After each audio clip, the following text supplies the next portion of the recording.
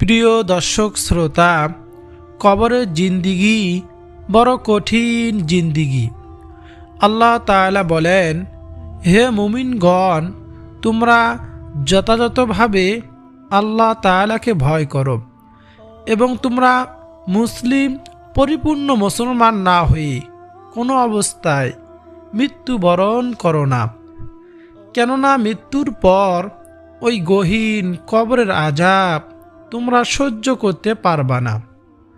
তাই কাজেই তোমরা পরিপূর্ণ মুসলমান না হয়ে মৃত্যুবরণ করিও না। প্রিয় দর্শক, ফজরের নামাজের পর এই 3টি ইস্তেগফার পাঠ করলে ইনশাআল্লাহ আপনি আল্লাহ তাআলা দরবার থেকে ক্ষমা পেয়ে যাবেন এবং আপনার জন্য কবরে রয়েছে ফুলের বিছানা। বলুন না সুবহানাল্লাহ। প্রিয় দর্শক শ্রোতা, মহান আল্লাহ তাআলা ইস্তেগফার পাঠকারীকে 6টি পুরস্কারে পুরস্কৃত করবেন। সেগুলো হলো, 1 নম্বর, পাপ ক্ষমা করে দিবেন আল্লাহ তাআলা। আমাদের পাপের কারণে যে আযাব ও গজব অবধারিত হয়ে গিয়েছিল তা আল্লাহ তাআলা দূর করে দিবেন।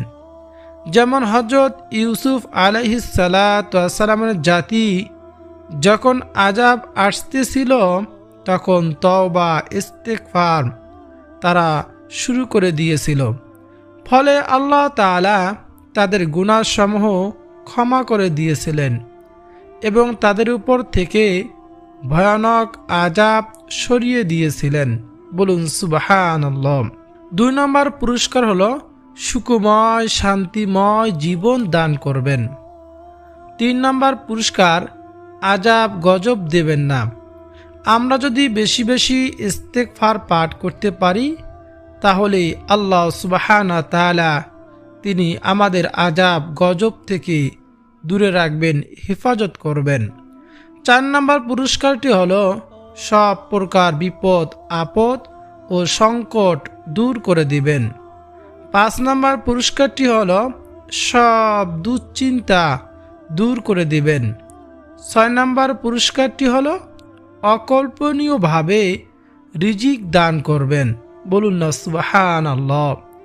তা সত্ত্বেও যদি আপনি এই ইস্তেগফারে আমল করেন, আল্লাহ রাসূল সাল্লাল্লাহু আলাইহি ওয়াসাল্লাম বলেছেন, ইস্তেগফারে আমল করলে মৃত্যুবরণ করার সঙ্গে সঙ্গে আপনি জান্নাত পেয়ে যাবেন, নাজাত পেয়ে যাবেন। বলুন না সুবহানাল্লাহ। তাই প্রিয় দর্শক, আসুন আমরা বেশি বেশি ইস্তেগফার পাঠ করি। দুনিয়ার সব বিপদ আপদ থেকে বেঁচে রাখবেন আল্লাহ তাআলা এবং আল্লাহ তাআলার দোয়া পুরস্কার আমরা লাভ করার চেষ্টা করি। প্রিয় দর্শক, কবরের জিন্দিগি বড় কঠিন জিন্দিগি। নবীজি সাল্লাল্লাহু আলাইহি ওয়াসাল্লাম বলেন, তার আদরের মেয়েকে হযরত ফাতেমা রাদিয়াল্লাহু তাআলা আনহাকে ডেকে রেখে বলেন, ও ফাতেমা, তুমি নিজেকে নিজে জাহান্নামের আগুন থেকে বাঁচাও, কবরের গহীন আযাব থেকে বাঁচাও। কেননা ওই কবরে এত এত আযাব রয়েছে, এত শাস্তি রয়েছে, এত গহীন অন্ধকার রয়েছে, সেই কবরের আযাব তুমি সহ্য করতে পারবা না। যদি কবরে শান্তি পেতে চাও তাহলে দুনিয়া থেকেই তুমি কবরকে ভয় করে যাও এবং আল্লাহ তাআলার হুকুম মেনে যাও। প্রিয় দর্শক, নবীজি তার মেয়েকে ডেকে ডেকে এই সমস্ত কথাবার্তা বলতেন। এবার ভাবুন, আমার আপনার সেই কবরে গেলে কি হবে? প্রিয় দর্শক, হযরত ফাতেমা রাদিয়াল্লাহু তাআলা আনহা যখন ইন্তেকাল করলেন, তাকে যখন দাফন করা হবে, তখন দাফনের সময় এক সাহাবী কবরকে উদ্দেশ্য করে বলল, হে কবর, তুমি কি জানো তোমার মাঝখানে আজকে কাকে রাখতে চলেছি? তিনি হলেন হযরত আলী রাদিয়াল্লাহু তাআলা আনহুর স্ত্রী, যে আলী রাদিয়াল্লাহু তাআলা আনহু কিনা জান্নাতের টিকিট দুনিয়াতে থাকতেই পেয়েছেন। তাই সাবধান, তুমি তার সাথে খারাপ আচরণ করবে না। কবর থেকে কোনো আওয়াজ আসলো না। দ্বিতীয়বারের মতো ওই সাহাবী কবরকে উদ্দেশ্য করে আবার প্রশ্ন ছুড়লেন আর বললেন, হে কবর, তুমি কি জানো তোমার মাঝখানে কাকে রাখতে চলেছি? হযরত হাসান হুসাইন রাদিয়াল্লাহু তাআলা আনহু, যারা হবে জান্নাতি যুবকদের সর্দার। আমি তাদের আম্মাকে, তার মাকে তোমার মাঝখানে রাখতে চলেছি। সাবধান, তুমি তার সাথে খারাপ আচরণ করিও না। দ্বিতীয়বারের মতো কবর থেকে কোনো আওয়াজ আসলো না। তখন সাহাবী আবার কবরকে উদ্দেশ্য করে বললেন, হে কবর, তুমি কি জানো তোমার মাঝখানে কাকে রাখতে চলেছি? তুমি সাবধান, তার সাথে খারাপ ব্যবহার করবে না। তিনি হলেন দুজাহানের বাদশাহ, বিশ্ব নবী, আখিরি নবী, নবী মুহাম্মদ রাসূলুল্লাহ সাল্লাল্লাহু আলাইহি ওয়াসাল্লামের আদরের একমাত্র কন্যা হযরত ফাতেমা রাদিয়াল্লাহু তাআলা আনহা। তাই তার সাথে খারাপ আচরণ করবে না। ফাতেমা রাদিয়াল্লাহু তাআলা আনহু হবেন জান্নাতের মহিলাদের সর্দানি। তাই সাবধান, তুমি তার সাথে খারাপ আচরণ করবে না। তৃতীয়বারের সময় কবর থেকে এটি ভয়ানক আওয়াজ আসলো যে, আওয়াজটি শোনার পর কোনো মুমিন তার দুই চোখের পানি আটকাতে পারবে না। তার অন্তর কেঁপে উঠবে যদি কবরকে, আল্লাহ তাআলার শাস্তিকে ভয় করে। কবর থেকে আওয়াজ আসলো, হে সাহাবী, আমি কাউকেই চিনি না। আমি চিনি না হযরত আলী রাদিয়াল্লাহু তাআলা আনহুর স্ত্রীকে। আমি চিনি না হাসান হুসাইন রাদিয়াল্লাহু তাআলা আনহুর আম্মাজানকে। আমি চিনি না হযরত মুহাম্মদ রাসূলুল্লাহ সাল্লাল্লাহু আলাইহি ওয়াসাল্লামের কন্যাকে। আমি একমাত্র চিনি নেক আমল। যে বান্দাবান্দি নেক আমল নিয়ে কবরে আসবে, আমি তার সাথে সৎ আচরণ করব, ভালো আচরণ করব। আর যেই বান্দাবান্দি এই কবরে আমার মাঝখানে বদকার আমল নিয়ে আসবে, আমি তাকে সব থেকে কঠিন আযাব দেব এবং তার সাথে দুর্ব্যবহার করব। প্রিয় দর্শক, একথা শুনে যদি কোনো বান্দার অন্তর না গলে, তাহলে এবার ভাবুন প্রিয় দর্শক, হযরত ফাতেমা রাদিয়াল্লাহু তাআলা আনহু কিনা নবীজির মেয়ে ছিলেন, দুনিয়াতে থাকতেই জান্নাতের টিকিট পেয়েছেন। তার প্রতি যদি কবর থেকে এমন ভয়ানক আওয়াজ আসতে পারে, আমার আপনাদের কি হবে? আমরা তো সারা জীবন গুনাহ করেই চলেছি, গুনার মধ্যেই ডুবে আছি সব সময়। তাই একটু ভাবুন, তাই একটু আল্লাহ তাআলাকে ভয় করুন, আমার আপনার কি হবে? প্রিয় দর্শক, নবীজি সাল্লাল্লাহু আলাইহি ওয়াসাল্লাম বলেন, যখন কোনো বদকার অন্ধকার গহীন কবরে প্রবেশ করে, তার জন্য রয়েছে কঠিন থেকে কঠিন আযাব। প্রথমে তাকে যখন দাফন করা হয়, তার আত্মীয় স্বজনরা যখন কবরের কাছ থেকে 40 কদম দূরে চলে যায়, তখন আল্লাহ তাআলা ওই কবরে 2 জন ফেরেশতা পাঠান। তাদের নাম মুনকার ও নাকির। তারা এসে তাকে বসায় এবং বসানোর পরে তাকে 3টি প্রশ্ন জিজ্ঞাসা করা হয়। তোমার রব কে? তোমার ধর্ম কি? তোমার নবী কে? তখন ওই বান্দা বান্দি একটিরও উত্তর দিতে পারে না।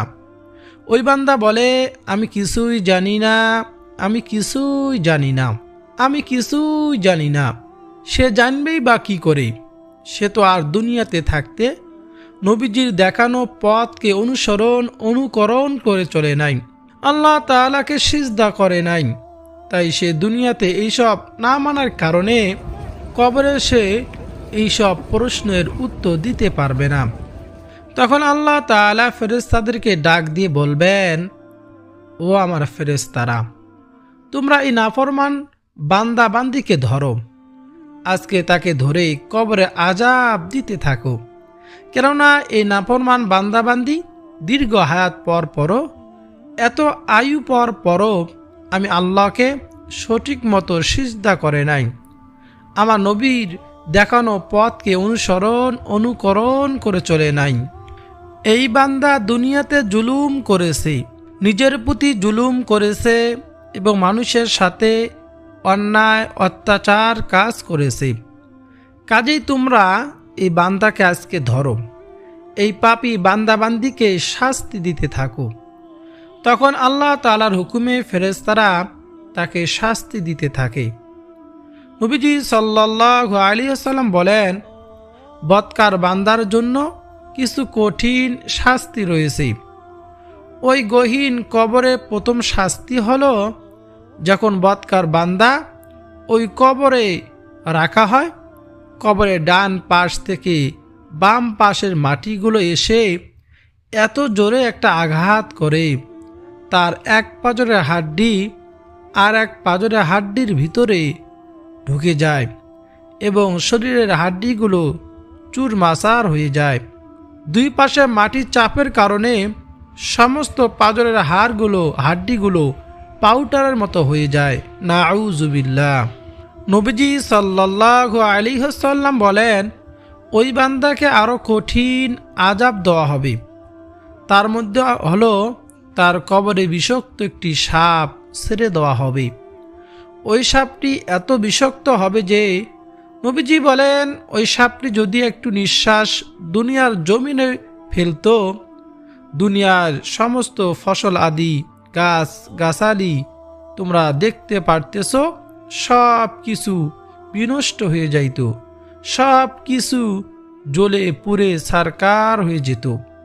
প্রিয় দর্শক, একবার ভাবুন, এমন বিষাক্ত সাপ যদি আপনাকে আমাকে ওই গহীন কবরে দংশন করে, আপনি কি সহ্য করতে পারবো? অবশ্যই না, সহ্য করা যাবে না। নবীজি সাল্লাল্লাহু আলাইহি ওয়াসাল্লাম বলেন, বদকার বান্দাবান্দিকেও আরও একটি কঠিন আযাব দেওয়া হবে। তার কবরে একজন অন্ধ ফেরেশতাকে হাতুড়ি দিয়ে ছেড়ে দেওয়া হবে। ওই অন্ধ ফেরেশতা হাতুড়ি দ্বারা, দুর্মুজ দ্বারা ওই বান্দার উপর মারতেই থাকবে।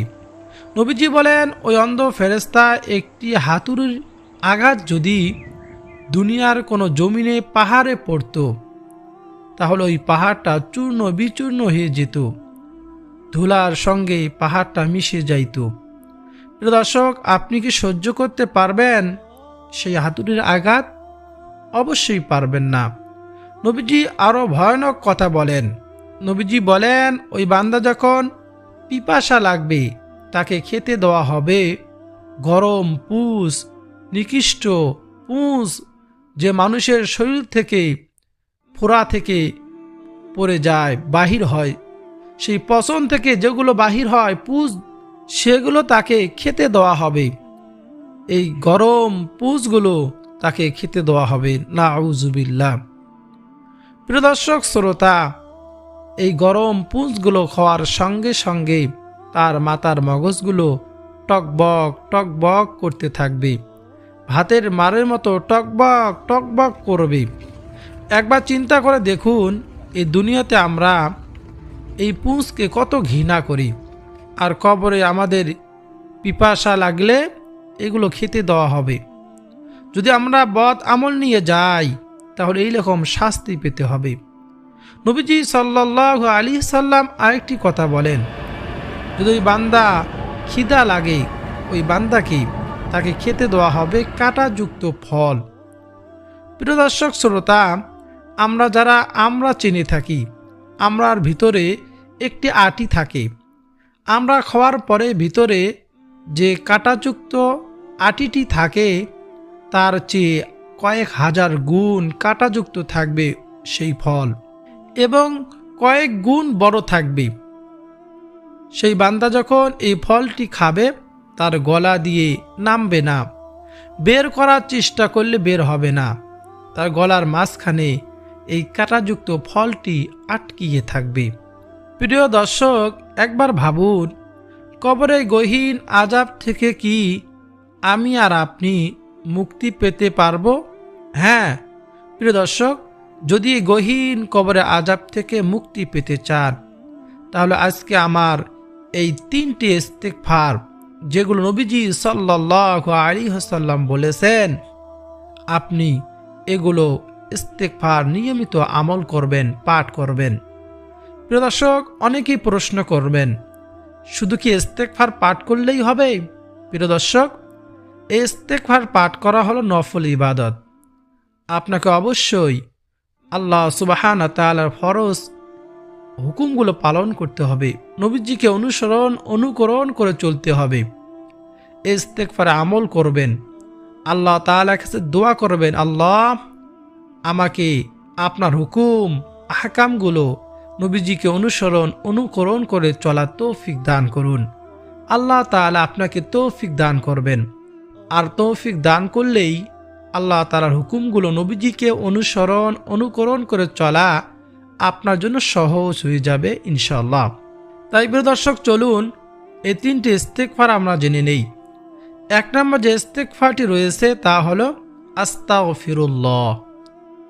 প্রিয় দর্শক, এই ইস্তিগফার সব থেকে ছোট ইস্তিগফার। ইস্তিগফারে অনেক ফজিলত রয়েছে। আল্লাহ সুবহানাহু ওয়া তাআলা নবীজিকে বলেন, হে নবী, আপনি যতদিন তাদের মাঝে বেঁচে রয়েছেন, অর্থাৎ সাহাবায়ে কেরামদের মাঝে বেঁচে ছিলেন, আল্লাহ বলেন আমি তাদের উপর আযাব গজব নাজিল করব না, যতদিন তারা ইস্তিগফার পাঠ করবে, আমি তাদের উপরও আযাব গজব নাজিল করব না। প্রিয় দর্শক, নবীজির যতদিন সাহাবায়ে কেরামদের মাঝে বেঁচে রয়েছিলেন, আল্লাহ তাআলা আযাব গজব থেকে তাদেরকে হেফাজত করেছিলেন। আমরা শান্তিতে থাকতে পারবো এখন, নবী তো আমাদের মাঝে বেঁচে নেই। আমরা যদি ইস্তিগফার পাঠ করি, আমরা আযাবের সম্মুখীন হব না। আল্লাহ তাআলা দ্বিতীয়বার বলেছেন, যেসব বান্দাবান্দি সব সময় ইস্তিগফার পাঠ করে, আমি তাদের উপর আযাব গজব নাজিল করব না। তাই প্রিয় দর্শক, আমরা যদি বেশি বেশি ইস্তিগফার পাঠ করেন, দুনিয়া থেকে আপনার সমস্ত বালা মুসিবত দূর হয়ে যাবে এবং আখিরাতেও আপনার সমস্ত বালা মুসিবত দূর হয়ে যাবে। কবরে রয়েছে আপনার জন্য শান্তি এবং ফুলের বিছানা। সুবহানাল্লাহ। প্রিয় দর্শক, নবীজি সাল্লাল্লাহু আলাইহি ওয়াসাল্লাম ইস্তিগফার পাঠ করতেন প্রতি ফরজ নামাজের পর। ফরজ নামাজের পর যখন সালাম ফিরাতেন, নবীজি একবার আল্লাহু আকবার এভাবে বলতেন, 3 বার আস্তাগফিরুল্লাহ আস্তাগফিরুল্লাহ আস্তাগফিরুল্লাহ পাঠ করতেন।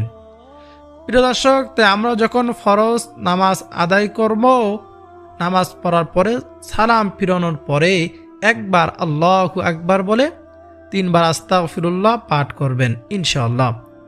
আল্লাহ তাআলা আপনাদেরকে ইস্তিগফারের ওসিলায় আপনাদের জীবনের সমস্ত গুনাহগুলো মাফ করে দিবেন।